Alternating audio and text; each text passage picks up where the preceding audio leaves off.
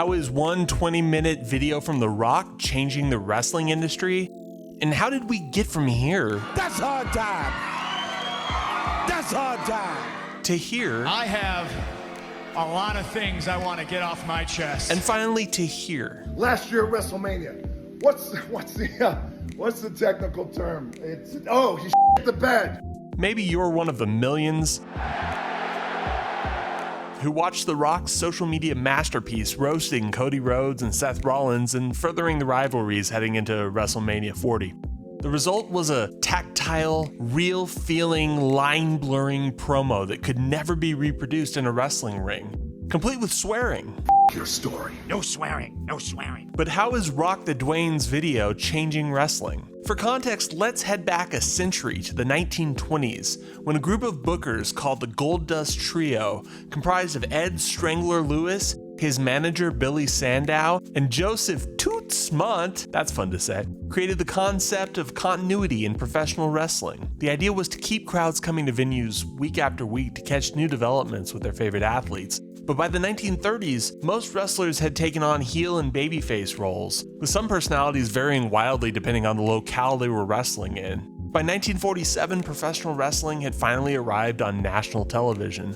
Programs like Hollywood Wrestling proved to be a boon for the industry, and as a byproduct, wrestlers were forced to maintain consistent characters in and out of the ring. But what does any of this have to do with the landscape of modern wrestling? Well, the mastermind of pro wrestling continuity, Ed Toots Montt, eventually teamed up with Vince McMahon Sr. to form the Worldwide Wrestling Federation. That's the company that would later become the World Wrestling Federation, and then eventually World Wrestling Entertainment. Under McMahon and then eventually his son Vincent Kennedy McMahon, wrestling promos were used to regularly forward storylines and advance rivalries between superstars. Each character would bring their unique personality, complete with catchphrases, to their work on the mic, and some of the most memorable work elicited a call and repeat type action from the crowd around them. Give me a hell yeah! Finally, The Rock has come back to Montreal! And as time went on through the 1980s and 1990s and then into the 2000s, promos in the WWE became more and more. In an appearance on his wife Renee Paquette's podcast, The Sessions, Jon Moxley, the former Dean Ambrose, told her that's why WWE promos suck, because they jam 5,000 words in there that aren't necessary. And as the world shut down in 2020 and crowds were unable to attend live events, scripting in pro wrestling started changing. With no loud crowd noise, the storylines continued into the ring, where superstars' motivations and thoughts played out through dialogue during matches. I'm sorry. The production's on-camera microphones picked up the words exchanged between the competitors while they were battling it out. I got him. This was a notable change, and it fed directly into the success of the Bloodline storyline. In 2022, things reportedly changed further as Paul Triple H Levesque took over the head of creative for WWE.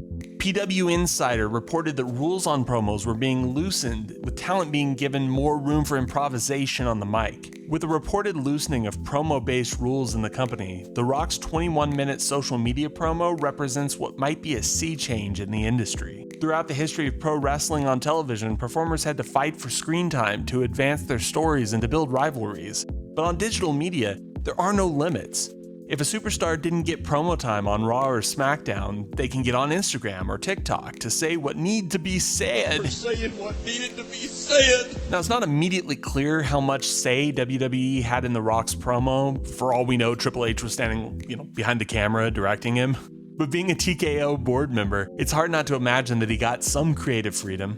The resulting millions of views, however, are undeniable. Modern superstars can just rent what looks like a very nice Airbnb in Phoenix, Arizona to push their storylines to new heights. The resulting promo, in the case of The Rock, was seen by 6.2 million people on X alone. The way people take in pro wrestling is changing.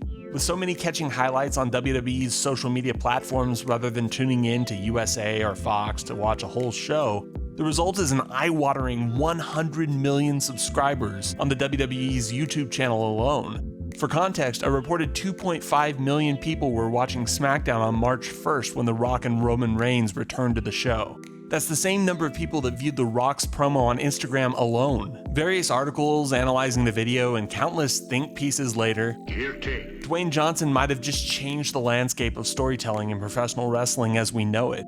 And he finished the whole thing the way most of his memorable work has finished for nearly 26 years. If you smell what The Rock is cooking. What do you think? Are digital and social media promos the wave of the future in pro wrestling? Sound off in the comments, and if you haven't already, take a look at this video where I compare the Marvel Cinematic Universe's Infinity Saga to the WWE's Bloodline story. And subscribe for some more nerdy deep dives and cool conversations with interesting people.